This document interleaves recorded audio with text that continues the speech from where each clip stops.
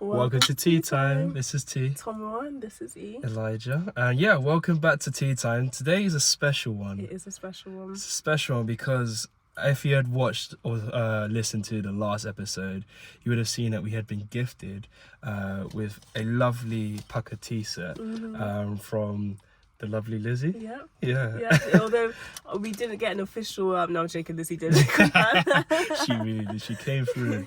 And we're very appreciative. And not only that, if you had seen yesterday as well, we put up a reel of our new mugs that we've got from Asda, and as you can see, they're iridescent because I was told it's not fluorescent. It's iridescent, which is just a number of things that I get wrong. But we're here to expose Elijah in a good way. Why are you so appreciating yourself? No, I'm joking. No, I'm kidding. But yeah, we've got a really nice mugs today alongside our really nice teas. And as we did mention in a few episodes actually, that we were going to do tea of the week. Lizzie actually mentioned, yeah. Bless her. So she obviously, everyone who listens to is like, all they talk about is Lizzie. We'll talk about her now and then we'll stop for the rest of the episode. We're going to stop, we promise. And then we'll mention her again next week. Maybe. But she points out we'd actually mentioned doing tea of the week, and then I don't think we ever spoke about it again. No, we did it once. I don't think we did tea of the week on Instagram. Like, we literally like, oh, this is our tea of the week. That was Earl Grey. Yeah, and then I think that was the only time we did it though. As in, like, that was our only tea of the week. So we mentioned it once and never again. We left it there. But yeah, we have actually got a tea of the week. And it's the lemon and ginger and manuka honey tea from Pucker. We haven't tried it. We do not know what it tastes like. So this is going to be a real-time test and taste of what it is like. Disclaimer, for the sake of honesty, I have actually tried this flavour before. I'm so sorry. Because remember I used to live with someone. Oh yeah, that makes sense. So this would be my first time listening. No, I'm kidding. But yeah, there we are. So cheers. Oh, that's nice.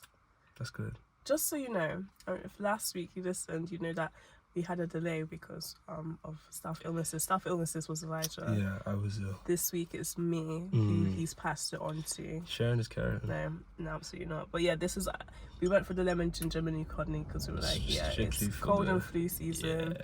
Need that goodness. But yeah. So shout out Lizzie. This is the last time I met you on today's episode. Anyway. Yeah. Thank you for the tea. The tea's good. Well, it's a good tea. I'd give that about an 8. An 8. Okay. It's good. It's good tea. Not to say I'm any expert in tea, but it's good tea nonetheless.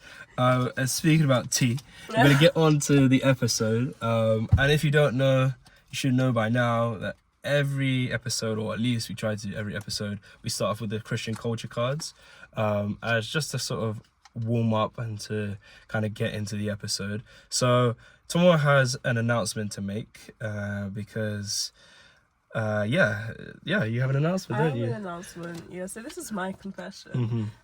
Again, if you're up to date with episodes, you may have heard me last week when we had the icebreaker of naming 3 of God's names. And I was adamant that it was my turn to go first, which obviously gave me quite the advantage. And we just went over the previous episode. As you do. And it turned out that actually Elijah was right. And it was in fact his turn to answer first, which meant that he should have had that God advantage. The God advantage, yeah. So I've just come here to publicly apologise. I appreciate the apology. Thank you. It's very heartfelt. Yeah, and I accept your apology. Thank you. That's the key thing, acceptance. I'm being a joker, master. So it was tough. It was tough. But so this week it will be someone who'll be shuffling. And I'll be answering. And we're taking it from the icebreaker just so that we can get into the episode. Yeah, we want to answer the rest of the questions. That there were 3 more questions, and we want to get as far into them as possible. Yeah. Oh my gosh, this shuffling is... One of these days I'll learn how to shuffle properly. And I'll be amazed. Oh my gosh. She dropped one. Oh no, this is too much. Actually, Yeah. okay. But we haven't set a 30-minute timer this time, so No, I was just seeing. let's see how it takes, where it takes us. So, I'm feeling Oh, okay. that one there. Oh. Imagine if it's the same one as last week. Could you imagine? Oh, okay. I was meant to ask Yeah, you I a don't know why. question. I don't know why. You had to give it straight back to me. Right. Vote on the best answer. Okay. Well, so we can do a poll. Yeah, this we'll do a one. poll. Okay, so vote on the best answer. If you were stranded on a desert island and could take one Bible character with you, who would you choose? And you can repeat someone else's. Oh, okay. Oh, you can't repeat someone else's. Can't. So you get to go first. Who would you choose? You can't repeat someone else's. Well, the obvious one for me is, but I'm gonna say we can't say Jesus. Why not? Right? Let's because I feel as if we're gonna be real, if you're gonna pick one character in the Bible, it'd be Jesus. He's literally like, I don't know, like the top god. Like, you know what I mean? He's like the guy that you would want in your corner. But Okay. I'm gonna say, who So would I we're pick? vetoing Jesus. Veto, yeah, we veto Jesus. Okay. I know who I want to take with me then. Okay, if you No, want to go first. for it, because it's your. No, but I haven't actually thought of one. I haven't you got have one to. yet. I haven't got one yet. Icebreaker, Okay. If I could pick anyone in the Bible, who would I pick? I would pick. Ooh, that's a tough one. I would pick. I'm just hoping you don't pick mine. I'm gonna go with my namesake. Okay. I'm gonna pick Elijah. I'm going to go for Elijah. You can't change that now, Elijah. I would pick Elijah. Why would you pick Elijah? I'd pick Elijah. Very powerful man. Brought down a pillar of fire. Was able to dispel all the chariots. I feel like a very powerful man, a very wise man. Also was the one that basically gave like the next, I guess the mantle onto Elisha. So for me, that strikes me as a character as very powerful and would be able to help me in a situation. Wasn't he also the person that when he prayed for rain came? Uh-huh. So in that sense, I'm thinking about the seasons. You can control the seasons, and that smile on your face tells you're gonna come up with some gem. And then also, on top of that, I feel like you're overcompensating now on because you're top of stressed. that, You're stressed. I'm warm. I'm actually warm. I know On my top smile of- just I'm stressed you out. hot. Just I'm then. hot. No, On keep top going. of that, Elijah, okay. on top of that, Uh-huh. he was one of two to ascend to heaven. As he was, God just took him and said, "Yo, you come with me." He went up to heaven. But yeah, if I would pick, I would say Elijah. Elijah. Okay. Nice. Yeah. I think that's a good one. Yeah, It was I very feel like close to you're gonna God. come out and give it a I reverse would Uno go card. for the man who has a CV of being in the desert. My man Moses. The expert. The person you would want All right. in the desert of you. He was able to talk to God, brought manna down from heaven. God asked him to use his staff to bring water flowing through. Yeah. And God it was like, what, 40 days they could have been out of the desert. It was only because the Israelites weren't being obedient that they were in there for 40 years. So all I need to do is listen to Moses, and we're not going to be in the desert for very long. So that's... But what you said, that's a lack of leadership. He wasn't able to. I'm just literally throwing it out. He wasn't able to control the masses. No, That's the why. Israelites were wild. I know they were wild, but any good leader would be able. Didn't Elijah get called like old or bald or something? So And? he couldn't control the youth. Is that, if that's where you want to take it, that's what I'm What are you saying. talking about? My guy Moses, Uh-huh. not Jesus, sorry, God gave him direct, like, this is where you need to go. I'm going to Yep. lead you to the promised land. Uh-huh. Was it not the land flowing with milk and honey? Is that Yeah, where he was trying to take that's what he was Moses? trying. Exactly. Okay, so trying. I'm not one of these people who's going to be worshipping a golden calf in the Fair middle of the enough. desert. So Fair enough. Moses Fair is, enough. is getting me out. However, I hear you. Mm. We'll leave it to the people then to decide. Yeah. Elijah or Moses in the desert. I'm That's just a tough saying. one. I get it. I Moses- get it. Like he literally the story of the Israelites is them going through the desert to the And promised he land. was able to. And he was Their sandals did not run thin. That's what I'm saying. Who I was know. leading And them? God followed them literally. So Pillar of fire at yeah, night. yeah. Okay. Moses, my guy. fair enough. Fair enough. I'm not gonna say any more because I can debate on this all night. But we're gonna leave it to you lot to decide whether you think Moses or Elijah. It's up to you, but yeah, what can I say? I'm gonna leave that there. Otherwise, we'll be here all night. But I think that was a great one. That was a great little icebreaker. I thought I was surprised. I was kind of like, oh my gosh, what if he says Moses? My thing was like, for me, it's obvious just because Moses, It's in the his desert. whole story It's in the desert. outside of being a prince of Egypt is.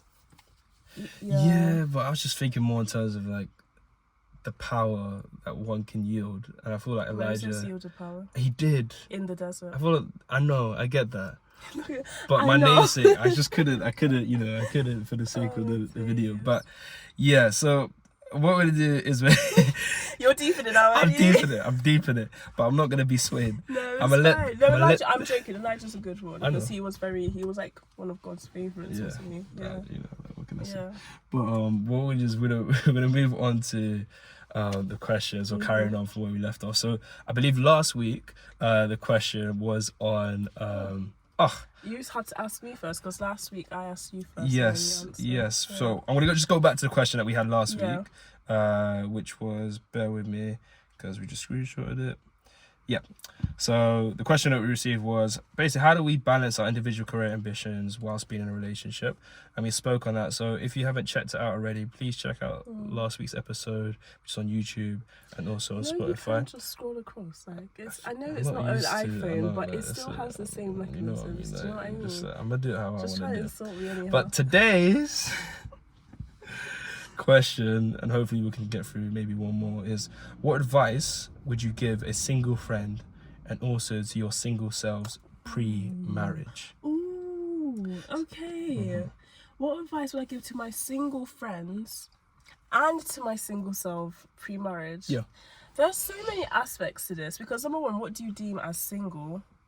Because in a Christian sense, you're single until you're married. Like I was single until the 26th of July 2022. Do you know what I mean? Like singlehood, like until you're locked down. Well, if you want to take it all the way there, you were single until 12:59 on the 27th of July. I'm done. I'm joking, but like it depends. Number one, let me not overcomplicate it though. So to single friends, what advice would I give to single friends? Or yourself, when you were single pre-marriage? I give single friend also. I think it's dependent on whether you're content in singlehood or...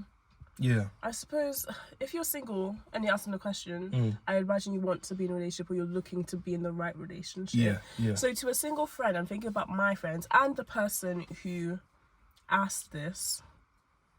Do you know what's wild? All my single friends I can think of, I don't understand why they're single. I'm not gonna lie, including the person I said, because I'm just like, there's so many qualities. Yeah, I agree with you. Like, how's someone not snatched you up there. already? Like, I don't think I have a single friend who I'm just like, yeah, I get it. No one likes you. Oh my gosh. But for me, I think my advice to my single friends is to enjoy singlehood, because once you're locked down, it's prison, and like there's no getting out of it again. You have to think about someone 24/7. It's just like I can't live for myself anymore. Wow. Your For you serious? Literally for a split second, for you serious. Obviously, I knew you were joking, but that split second, I was like, my pettiness is gonna come out. No. I would say not in relationship. You can enjoy relationships, enjoy singlehood for different reasons. With singlehood, I would say really, really enjoy spending time with yourself and focusing on making sure that you do genuinely love yourself. For my Christian homies, I would say absolutely making sure you're tight with God first, because I think in singlehood, if you try to find someone for yourself, you can end up with the wrong person. But as a Christian, focus on that relationship, because if you've got that relationship patterned with God, Holy Spirit, Jesus, it will make you so sensitive to when rubbish people try and come and take you off the market. 100%. Do you know what I mean? 100%. And I heard a story the other day of, I don't know if you guys follow a guy called, I think it's Sterling Records, he got married recently, about how, so this is their story, is that his ex told him who his wife was going to be and broke up the date. Like, she was like hearing these voices saying your wife is, and she called her by name, like as in by when they were together, and broke up with him. And then the person who's now his wife was like, he's going to be your husband, but she was like single in a situationship, that type of thing. Then they're both very like I don't know them personally, so I'm not saying they are or they're not, but based on what they've put out, they're very involved in Christianity, spirituality, that type of thing. So I would say for my Christian single friends, definitely don't underestimate the power in your relationship with God and really focusing on that as the most important thing, because especially when you go into a Christian relationship and a Christian marriage, if you've already got that relationship established, when you move into that level, the foundation of a Christian marriage is God, is Jesus, is the Holy Spirit. You need to be used to putting that relationship first so that you can be the best partner, the best spouse. So that's the advice I'll give to my Christian friends, is definitely make sure you are completely at peace with your relationship with God, and you know his voice. And then to my non-Christian friends, and this also applies to Christian friends, is to, I suppose, what advice would I give you guys? Don't rush anything. Literally don't rush it, because, and I know we're at that age now where it feels like everyone's getting married. Our thing now is like people that where are the babies, where are the children type of thing. Like it always feels like you're trying to keep up with the next person or being compared. Don't rush it. There is literally no time scale. It's easier to maybe hear than to live, or to say than to, but it's like, even if you're single till like mid-30s or 40s, so like, I don't know why, but society is absolutely obsessed with meeting certain milestones at like certain ages and 30 and my thing is like, the reality is, okay, say you did have everything you needed at 25, or wanted, sorry, at 25, okay, you still have how many other years? If people were less focused on, I need to have this relationship, marriage, children, job, house, by this age, if we weren't worried about that, we'd be more focused on what we're actually experiencing, because there's never a moment in your life that you're experiencing that you probably ever get back again. Like, okay, yeah, you're single, maybe you want a relationship, but there are going to be so many things that you have access to because you're single that you will never have access to again because you're in a relationship. So my thing is, again, and I admit it's easier to say than it is to hear, is to actually really value this time and understand that you're in your own, it's not even your own race, it's your own journey, it's your own experiences. Like, and I'm saying this as someone who did that, it was in the same boat, like, oh, I want to be in a, actually by the time I was dating you, I didn't want to be in a relationship you were anymore. done with men. You were done with it. men. That rhetoric, men are trash, that was my calling card. Yeah, pretty much. No, so it would be to genuinely ask yourself if you want to be in a relationship because you feel pressure, or because you, like, what is it that you want from it? Like, really ask yourself, what is it that you want in a relationship that they can give you that you can't give yourself? Yeah, that's what it is. Oh, am I taking all your answers? Oh, you pretty much said everything. No, I'll round up. Round up. You said everything. I was like, let's go say that. Let's go say that. No, you pretty much literally all the chat box. There's just so, I feel like this could be its own separate thing, but there's so much to it in terms of genuinely don't rush it. Don't feel like you're not missing out on anything. I promise you this. If every single one of your friends are in a relationship and you're not, you are not missing out. I know from the outside in, it may look like, oh, Elijah and Tonga, they have like, look at their marriage and or so and so and so and so, they've started dating, they're so fresh, or they've been in their relationship for like 5-10 years now. Okay, that's them, that's their journey. This is our journey, this is whoever's journey. Your journey is that there's something that you're growing, you're going through, you're experiencing, that all those relationships cannot access because it's your journey and not theirs. Like, so I think that's the thing in terms of really, really go through the motions of, okay, this is where my life is at the moment, this is what I'm experiencing, this is what I have access to. Because the reality is, and this is not a bad thing, this is not a bad thing, and I think a lot of people are like, oh, hear certain words, and it's like, why should I have to do this and other? Relationship is sacrifice, and relationship is compromise. The caveat, as we love to say, is that it doesn't always necessarily feel that way. Yeah.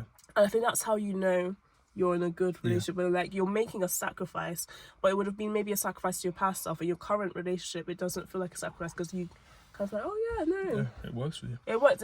We're together, so it's kind of like, it's almost not a sacrifice because it benefits the person you really want to be with. But yeah, I would say, take time. Don't focus on other people, like a time frame. Take out the I need to do this by then mentality. That time scale is just It's not good. That would be. And then for me, what would I have given my advice? Is really stay at home. I don't know what I was looking for. Stay at home. Stay at home. No, honestly, doing on these streets? I'm not going to get too into it, but stay at home. I just ended up in some messy, dumb situations. And I feel like there are some men in the world who got the honor of being with me. Who shouldn't have, or had access to me who shouldn't have. And I don't regret it, but I know God probably was like side-eyeing me the whole time, like, Tommy, what are you doing? Like, I don't regret it just because I'm covered by grace and I've gone through all the things I had to go through with God in my journey. But the advice I would give myself is to definitely not force it, to know my worth. I had real instinct. Like, when I tell you that my esteem, I didn't even have low self-esteem. It was non-existent. Like, I was in the trenches of self-confidence, self-esteem, self-love. So it would have been to really, I would have told my single self to have known my worth, but pre-Elijah, to really know my worth and to be wise with who I was giving my energy, my time, and my presence to. Because literally by the time I got to Elijah, I was ready to. This almost didn't happen because the way the Great Wall of China had nothing on my walls. Honestly, I just wasn't. I'd put myself in situations that really broke me down. And it would have been so much better to just be alone rather than try to force or seek something that God didn't prepare for me. And part of that was lack of maturity. I was young. I was early 20s when I was before I met Elijah. Early mid-20s. And yeah, I was just going for like just to know my worth, to love myself, and to trust God, really, and listen to wisdom. That's a whole other episode as well. There's so many. If I could talk to my 24-year-old self, pre-24, oh my gosh, some story. I'm like, what are you doing? What are you doing? Stop. Why? But yeah, that's me. Gosh, where do I go from here now? Like, I feel as the... So you have to give your single friends advice. Single friends advice. Just listen to what Tom said. But if I was to say from a male point of view, in terms of what I would say to my male friends and also to me back in the day, I would say there is no problem in being single. I think what you said as well in terms of society puts this pressure on, okay, I truthfully, I feel as though there's two rhetorics. There's either you get in a relationship or you go a bit mental and you go like, you go a bit, you know what I mean? Like, did you see what I was like, what is he talking about? You become one of those people. Like future. You become a future. Become future. Take from that what you will from that. But what I would definitely say to my male friends is that there's no problem being single. And be careful who you be careful who you basically like attract, or you be careful who you entertain in that sense, and be careful in terms of your intentions as well, because the way I see it is there's two parties in the problem I'm alluding to, which is if you're messing around with people, you're hurting someone else. Ooh, do you know that's exactly what? Yeah, you're hurting someone else, and though your intentions may be okay, it's not that deep. You never really know. You may never really know the intentions of that other person. So be careful, because a lot of the times, and I know people say, women like women like they take it so seriously. I'm just having some fun. It's not true. And I would say from a Christian point of view, if we went to add that, sex isn't something that should be taken lightly at all, and nor should messing people around be taken lightly at all. So if I was to add just maybe a little bit there, that was the part of slot in. Just don't mess around with people, because you're hurting people, and that's no fun. I'd also say to myself, my younger self, as a man that, there's no need to rush. Things will be put into place as it needs to. You may be single for a longer duration than the people around you, but that's okay. We're all on our different journeys. And I'd also say as well that with what I've learned is that when you are single, you're not alone. I think people have a misconception that because you're not with somebody, there must be something wrong with you, and therefore, I don't have someone. When that's not true. You have yourself, and you still have the people around you, friends, family, stuff like that. So don't feel as though you're at a deficit because you don't have someone that you can call your girlfriend or your boyfriend, whatever it may be. Because in that season, God may be literally preparing you for your future wife or your future husband, whatever it may be. So don't see it as, why have I not got anyone? Maybe it's a case like, God's like, you've been obedient to what I've been telling you. You've been obedient to what I need from you as you are as your single self. When someone's added into your life, your future wife or husband, you're going to grow exponentially. So don't waste what you have on people that don't deserve it. And there's a verse that literally just pops into my head. I can't remember specifically where it is, but it's like, basically, don't waste your treasures with pigs and dogs. Give your pearls and your jewels. That's it. Don't give your pearls and your jewels to dogs and to pigs. I'm not saying that all people are dogs and pigs, but it definitely does say be careful who you give your energy.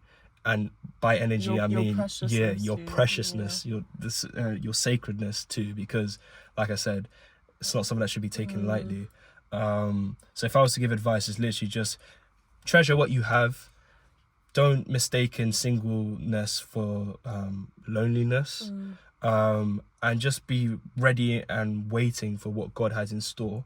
And then for the non-Christians, I think the same really does apply in terms of don't think of yourself in a deficit because you don't have someone to be with, especially those that are like late 20s, 30s, and so on. Don't think of it as there's something wrong with me. It's just not your time yet.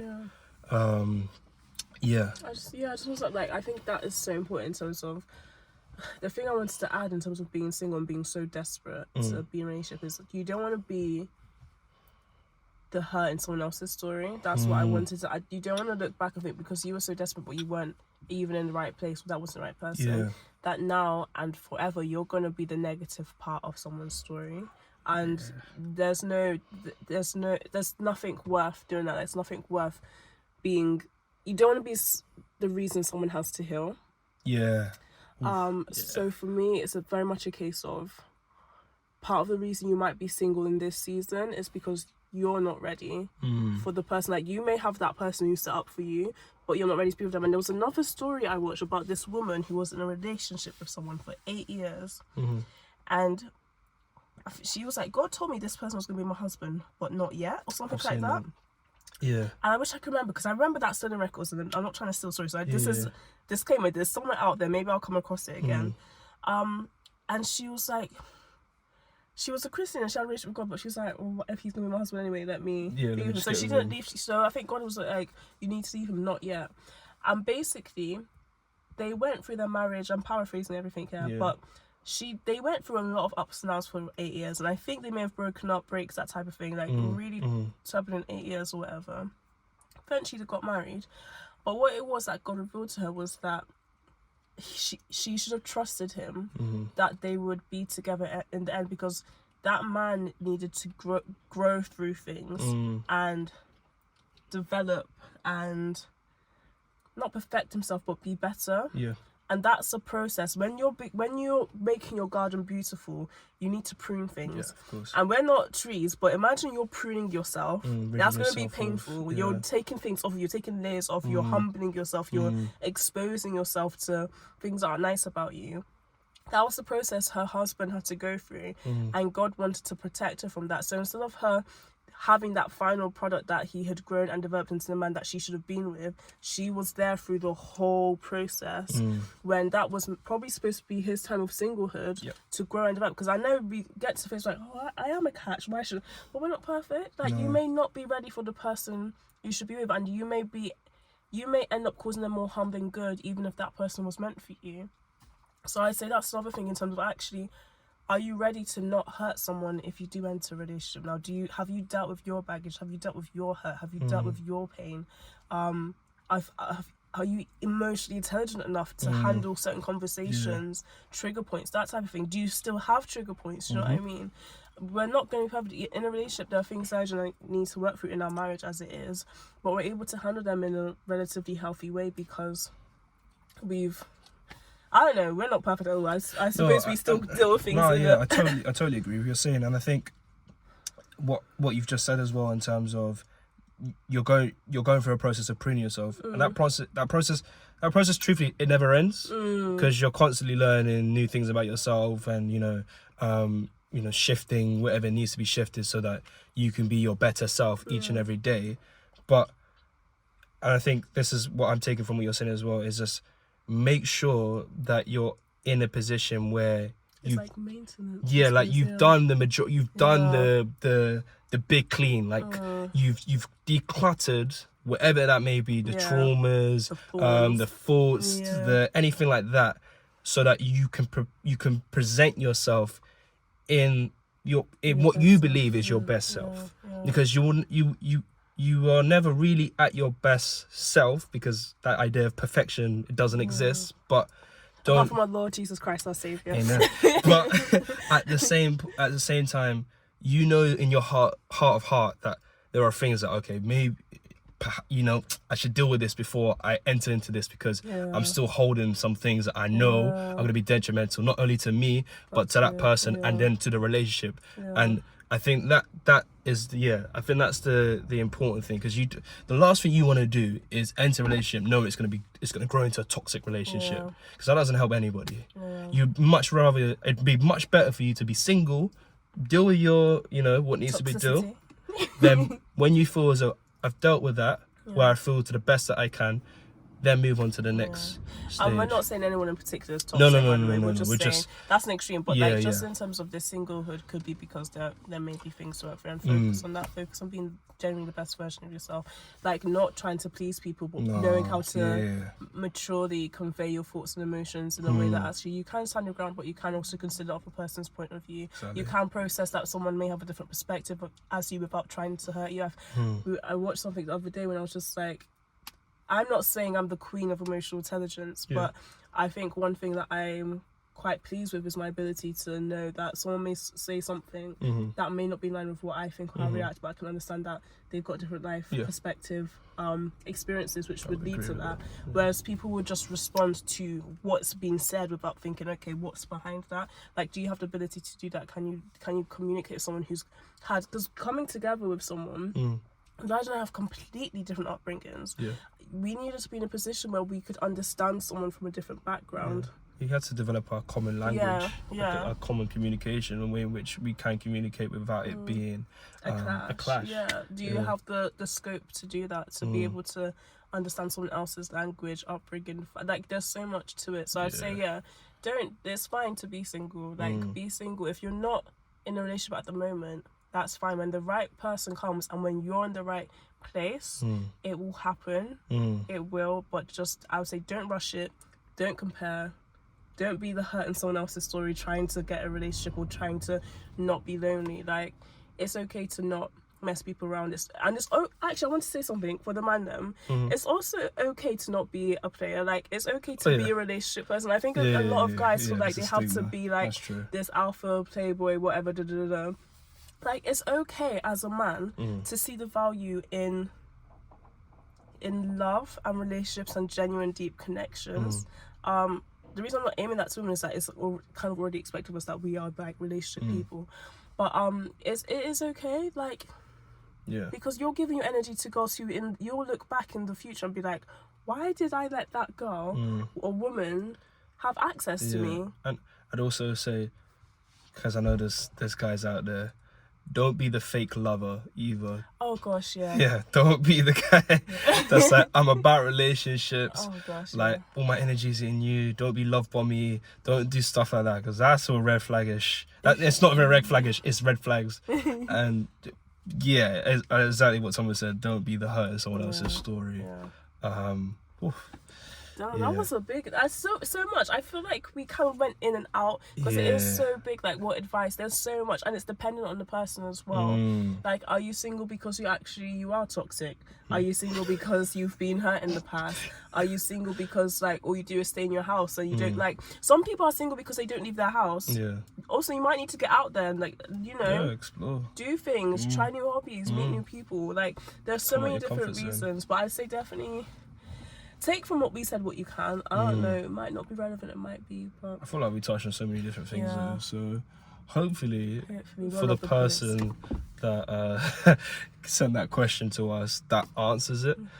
We've tried our best. I don't know if we can answer that. We tried our best. We can at least give our point of view, as we said, and also from the point of view if we were younger, what we would have said. So I think if it, I'm gonna leave that there. We're gonna leave that there. Right. So that question took a lot longer than we thought it would be. So we're just gonna pause. What we're gonna do for you guys is we're gonna maybe upload more episodes this week to make sure we don't want to rush the questions, but we don't want the episode to be like 2 hours long. So thank you for listening. We hope we didn't waffle too much. That was actually a really hard question. Yeah, it was. There's so much scope on that. I feel like that's its own. It's a two-parter question. That's why it's its own episode, really. And it is a two-parter. It's a two-parter question because it was like. Because I was a mess when I was younger. What would you say to single people? And what would you say to yourself? I would say stop that. Yeah, me. I would say literally. I can write a whole journal to myself. Honestly. But thank you for listening, and we'll be back with the next question. Yeah.